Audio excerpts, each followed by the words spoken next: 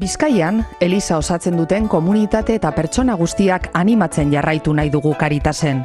Erantzukizunean, hurbiltasunean eta duintasunaren errespetuan oinarrituta lan egiten duten boluntario, kontratatu, laguntzaileok, injustiziak salatzen ditugu edonon direla ere, aukera gizatiar, abegitsu eta etxekoagoak eraikitzeko asmoz. Komunitatearen sentsibilizazioa, parte hartzea eta mobilizazioa sustatzen ditugu, harreman bidezkoagoak bultzatze aldera. Zaindu eta hobetu behar dugun lur honi merezi duen errespetu eta babesa eskainiz.